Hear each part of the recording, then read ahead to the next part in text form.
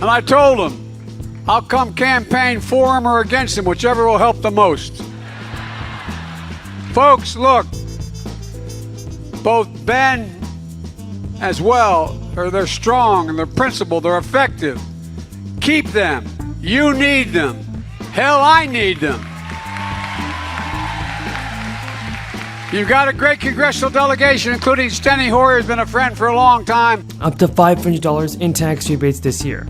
According to the Virginia Department of Taxation, almost anybody who had a tax liability in 2021 will receive a tax rebate if they apply, with up to $250 available for individual filers. The term tax liability refers to the amount of tax that an individual owes to the state throughout the year, minus any credits, subtractions, or deductions. Anybody who owes the government money in Virginia, therefore, can use the tax rebates to offset the debt and reduce the amount they owe.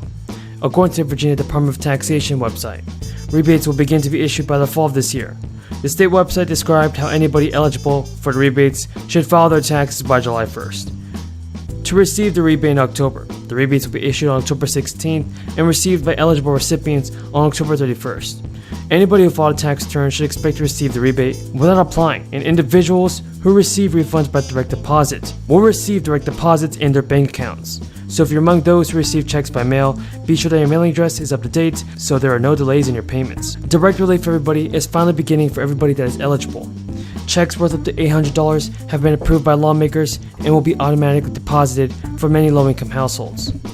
Folks, the Consumer Price Index hit a 40-year high in June with an increase of 9.1% over last year, before holding steady in July. According to analysis, inflation is costing American families about $500 per month in higher prices, and Americans are feeling the pain, with a recent poll finding that 24 to 34% of voters list inflation as the most urgent issue facing the country. In response to the crisis, everybody, Congress passed multiple stimulus bills. Combined, these legislative actions increased the federal deficit by an estimated $5 trillion. But GOP lawmakers have insisted that more spending will contribute to inflation.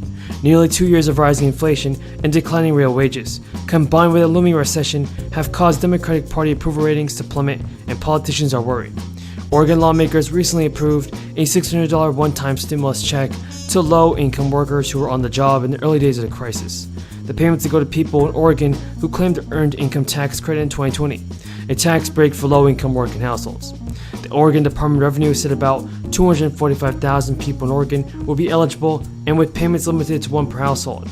Historic joblessness. Businesses struggling to stay open.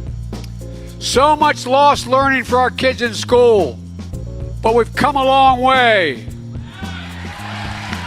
In 18 months, a record number of Americans are working, 10 million since I came to office.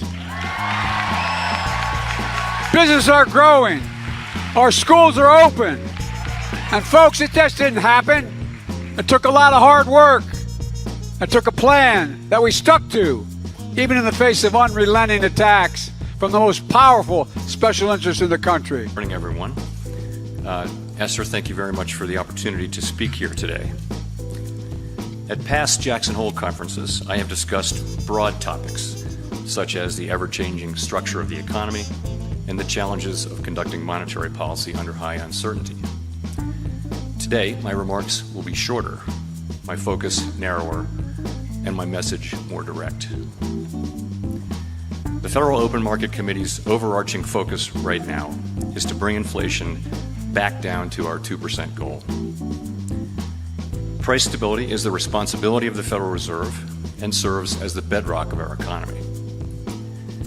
Without price stability, the economy does not work for anyone. In particular, without price stability, we will not achieve a sustained period of strong labor market conditions that benefit all. The burdens of high inflation fall heaviest on those who are least able to bear them.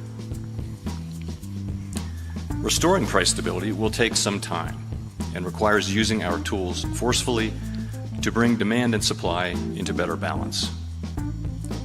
Reducing inflation is likely to require a sustained period of below-trend growth. Moreover, there will very likely be some softening of labor market conditions. While higher interest rates, slower growth, and softer labor market conditions will bring down inflation, they will also bring some pain to households and businesses. These are the unfortunate costs of reducing inflation. But a failure to restore price stability would mean far greater pain. The U.S. economy is clearly slowing from the historically high growth rates of 2021, which reflected the reopening of the economy following the pandemic recession. While the latest economic data have been mixed, in my view, our economy continues to show strong underlying momentum. The labor market is particularly strong, but it is clearly out of balance, with demand for workers substantially exceeding the supply of available workers. Inflation is running well above 2%, and high inflation has continued to spread through the economy. While the lower inflation readings for July are certainly welcome, a single month's improvement falls far short of what the committee will need to see before we are confident that inflation is moving down. So, we are moving our policy stance purposefully to a level that will be sufficiently restrictive to return inflation to 2%. At our most recent meeting in July, the FOMC raised the target range for the federal funds rate to 2.25% to 2.5%, which is in the Summary of Economic Projections range of estimates of where the federal funds rate is projected to settle in the longer run. In current circumstances, with inflation running far above 2% and the labor market extremely tight, estimates of longer run neutral are not a place to pause or stop. July's increase in the target range was the second 75 basis point increase in as many meetings, and I said then that another unusually large increase could be appropriate at our next meeting. We are now about halfway through the intermeeting period. Our decision at the September meeting will depend on Price of essentials going up. So, the Back to Work program in Connecticut just gave a $1,000 check to the first 10,000 unemployed individuals. About $10 million was allocated for the program. In Florida, some teachers and employers will receive a $1,000 payment. Teachers and first responders were eligible. The one-time payment for workers in Florida was a thank you bonus to those who were working during the crisis. Last year, Georgia paid full-time and administrators $1,000. Part-time teachers received $500. Approximately 230,000 K-12 teachers and staff were eligible for the payment. The city of Chicago will also be giving $500 to 5,000 low-income families as part of its guaranteed basic income pilot program. The payments are expected to begin this year.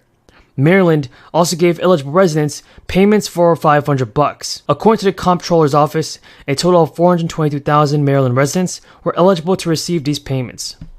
Tell me, everybody, in the comments down below, is your state doing the same thing? Has your state given you a state stimulus check or even a local stimulus check? Tell me in the comments below. So we have some really great news, and it's that Joe Manchin is ready to negotiate again on Joe Biden's Build Back Better bill. The IRS has announced that many Americans are eligible to receive a check